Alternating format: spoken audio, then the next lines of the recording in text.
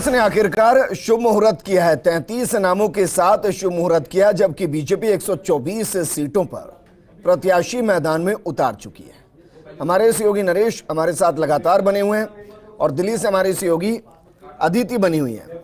अदिति, शुभ मुहूर्त ही कह रहे हैं हम इसको, टॉप अप कहते हैं ना, टॉप अप।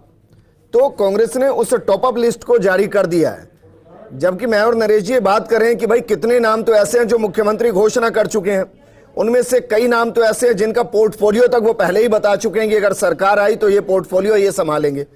तो ऐसा क्या हुआ कि बाकी नामों को होल्ड कर दिया गया? आप कैबिनेट का इस जिक्र कीजिए। भाई 30 मंत्री होते हैं मुख्यमंत्री को मिलाकर, 5 नाम सामने आए, सिर्फ 25 तो वही रह गए। देखिए, आपने एक बहुत जबरदस्त लाइन बोली कि जिनका पोर्टफोलियो पहले ही बता दिया सरकार आई, उन्हीं की वजह से 106 नाम अनाउंस नहीं हुए।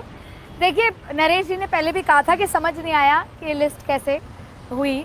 देखिए, एक और लिस्ट बीजेपी ने अपनी 5वीं लिस्ट अपडेट मैं आपको यहाँ पर दे देती हूँ। ये 5वीं लिस्ट ऑफ बीजेपी कैंडिडेट्स, क्योंकि खबर यहाँ पर आई है, फिर उस पर जिक्र करेंगे कि कौन सी लिस्ट है।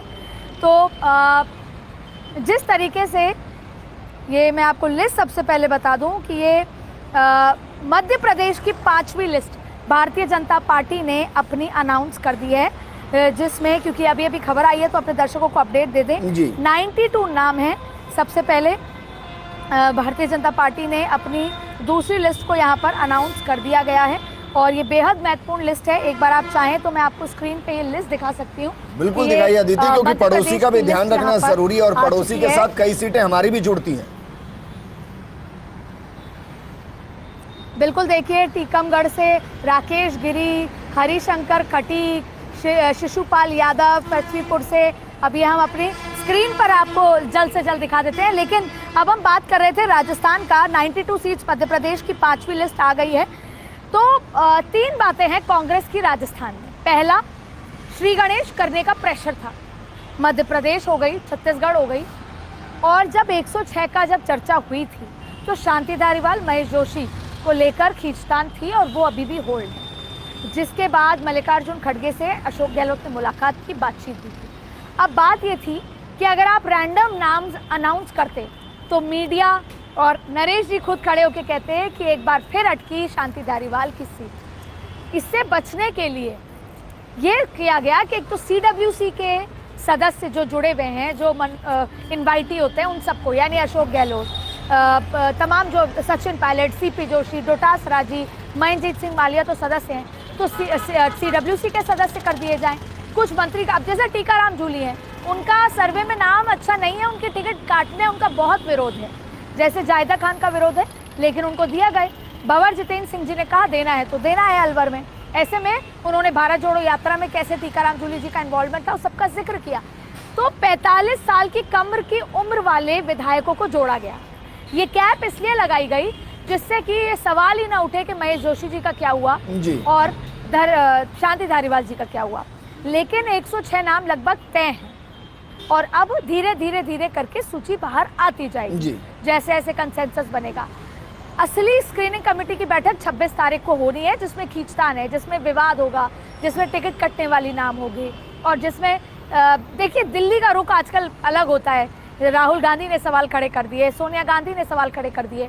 तो जो ये उससे फर्क क्या पड़ रहा है अदिति, अगर सवाल खड़े हो भी रहे हैं तो? क्योंकि आपने तो जिक्र किया कि भाई भंवर जितेंद्र ने कहा कि देना है तो देना है, ऐसे ही सचिन ने कहा कि देना है तो देना है, ऐसे मुख्यमंत्री गहलोत ने कहा देना है तो देना है।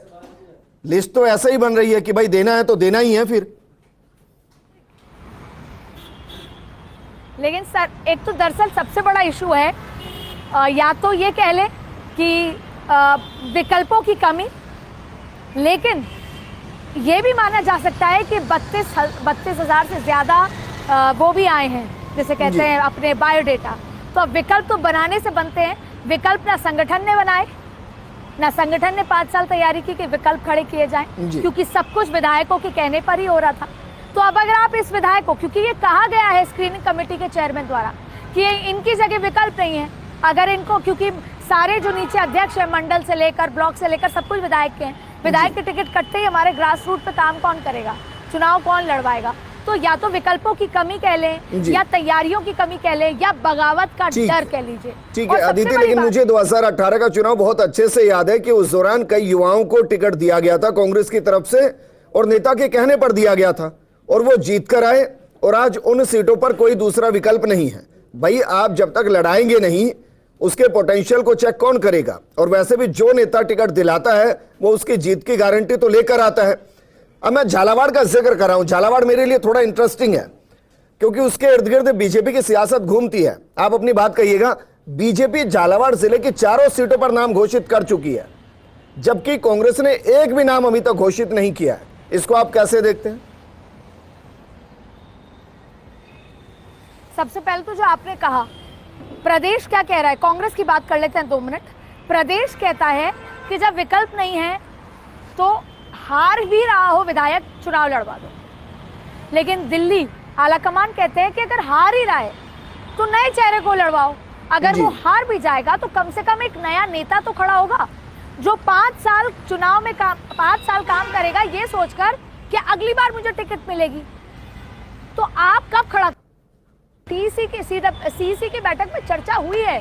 प्रदेश कह रहा है यहाँ विकल्प नहीं है, ये प्रत्याशी ये विधायक हार रहे हैं तो इसी को लड़ा देते हैं, कम से कम टक्कर तो देगा, पैसे खर्च करेगा, चुनाव लड़ेगा, जमीन पर साधन है, तमाम लोग हैं इनके साथ। लेकिन दिल्ली कह रहा है कि अगर हार ही रहा है तो नए को लड़ाओ, थोड़ा नयापन होगा, थोड़ा नए कलेवर की बात होगी और फिर वो अपने पास एक वो खड़ा होता है, एक लाइब्रेरी बनती है कार्यकर्ताओं की। अब बात करते हैं झालावाड़ की। इस बार की जो बीजेपी की लिस्ट है बड़ी इंटरेस्टिंग है। अगर इसको प्रतिशत में बांटा जाए तो 75% वसुंधरा राजे खेमे के लोग इस लिस्ट में शामिल हैं। वसुंधरा राजे की लिस्ट नजर आ रही है। दूसरी बात, आपको याद होगा विजेंद्र, कुछ दिनों पहले सडनली नवरात्र शुरू होती है, पहला दिन होता है, वसुंधरा राजे जी जाती है उदयपुर। वहां पर वो दर्शन करने जाती है, लेकिन इस बीच में गुलाब जी कटारिया से मिलती हैं। आज इस लिस्ट को देखकर मेरे चेहरे पर मुस्कुराहट आई जब उदयपुर जो सीट है वहां से, जहां सीपी जोशी का मन था, जो प्रदेश अध्यक्ष हैं सीपी जोशी, वो चुनाव लड़ना चाहते थे। मैं खास तौर पे इसका जिक्र करूंगी कि उदयपुर शहर गुलाब जी की सीट थी।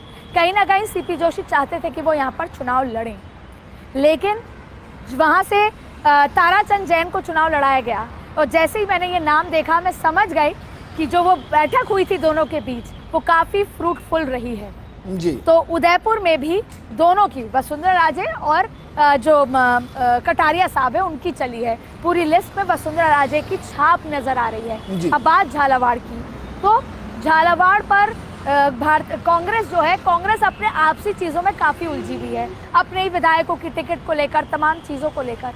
ऐसे में झालावाड़ की टिकट तो अनाउंस हो गई, लेकिन कांग्रेस अभी तक इस पर चर्चा नहीं कर पाई है क्योंकि सबसे पहले तो बात अगर कोटा और हाड़ौती इलाके की करें तो वहाँ पर सबसे बड़ा बात थी शांति धारीवाल। लेकिन झालावाड़ पे एक अलग से मंथन होना है, चर्चा होनी है, क्योंकि जैसे बीजेपी ये बनाना चाहती है कि दिग्गजों को उतारा जाए अशोक गहलोत के सामने ऐसी सीटों पर जो डिफिकल्ट है, जिससे टक्कर हो, जिससे एक मैसेज जाए। जैसे कि एक अफवाह या चर्चा चल रही है कि रेलवे मिनिस्टर को सिविल लाइन से उतारा जाए प्रताप सिंह जी के सामने से।